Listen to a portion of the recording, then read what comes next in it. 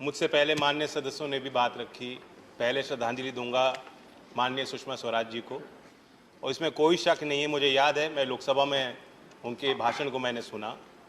जिस तरीके से ज़मीन से जुड़ी बात, एक गृहिणी का दर्द, घर गृहस्थी की बात, मध्यम वर्ग और गरीब के दर्द को, पीड़ा को वो बयान करती थी बेखूबी तरीके से, तो उनसे प्रेरणा लेते हुए आज वो दायित्व हमारा है।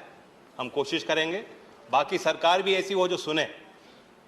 मैं कुछ सुझाव देना चाहता हूं, क्योंकि हमने चर्चा की है खाद्यान्न के महंगाई के दर पे सभी सदस्यों ने बात रखी, लेकिन जो मूल बात यहां सदन में हुई है उससे मैं कुछ अलग राय रखता हूं। हम महंगाई की बात करते हैं, तुरंत आलू प्याज टमाटर पे आ जाते हैं। हमने क्या सीमेंट सरिया ईंट की बात की, ट्रैक्टर के भाव की बात की, पंप सेट के भाव कैसे बढ़ गए उनकी बात की? क्या किसान की लागत की हम चर्चा कर पा रहे हैं? मैं आंकड़े दूंगा। अप्रैल से जून 2020 ये जो 3 महीने हैं, अगर उसमें सीपीआई फूड इन्फ्लेशन 8% रहा, जो काफी होता है मैं मान रहा हूं, उसी समय में आपका WPI फार्म इनपुट इन्फ्लेशन 27.4% रहा। और यहां मैं लिव्ड एक्सपीरियंस बताना चाहता हूं, अनुभव बताना चाहता हूं। अगर आंकड़ा गलत हो, बहुत सदस्य यहां ऐसे हैं जो खेती करते हैं, जानते हैं, वो बता दें। 2014 में अगर 1 एकड़ के गेहूं के खेत पे ट्रैक्टर से आप जुताई करते, आपके औसतन 3000 रुपए खर्च हो रहे थे। आज 8 साल बाद 5400 रुपए खर्च होते हैं। 1 एकड़ के धान की खेती आप करते, 300 रुपए का बीज आ जाता था, अब 600 रुपए लग रहे हैं।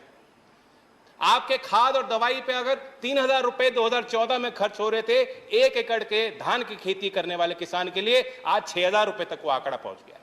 तो हमसे महंगाई की बात करें, ठीक है, टॉप है, आपने स्कीम बनाई, 2018 में 500 करोड़ दिए।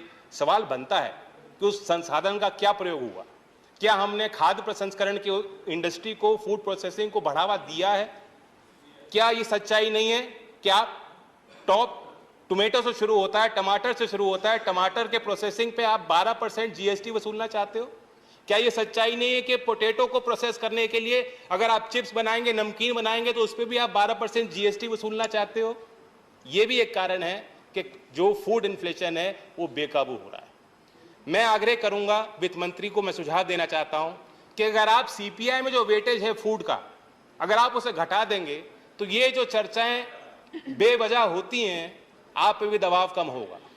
आप तुलना कीजिए, जर्मनी में सीपीआई का वेटेज फूड का क्या है? 8.5%, ब्राजील में 25.5%, चाइना में 19.9%, पाकिस्तान में भी 35% है, हमारे यहाँ 46% है।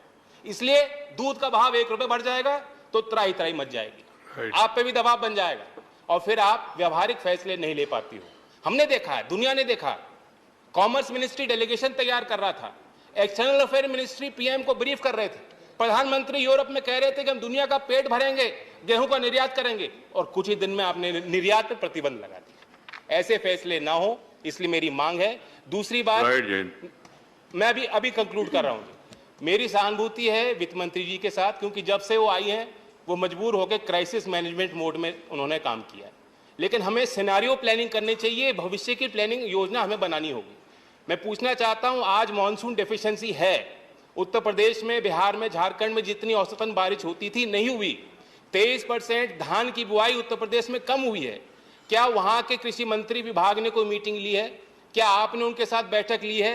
क्या आप उनके साथ बैठक लेंगी? उसका जवाब मैं आपके उत्तर में जानना चाहूंगा। और अंततः जो आम आदमी कहता है उसके पास सारी चीजों का समाधान है। मैं बताना चाहता हूं कि एक आम आदमी ने मुझे कहा कि आप सदन में जा रहे हैं, चर्चा करेंगे, वहां ये समाधान दे दीजिए ना। मैंने पूछा क्या समाधान है? उसने कहा सरल है, ऐसी व्यवस्था बना दो, 5 साल तो सरकार रहेगी इनकी, ऐसी व्यवस्था बना दो कि हर 2-3 महीने में कहीं चुनाव करा दो, और आप देखोगे सरकार डीजल, पेट्रोल, बिजली कोई भी भाव बढ़ने नहीं देगी। राइट, धन्यवाद। राइट।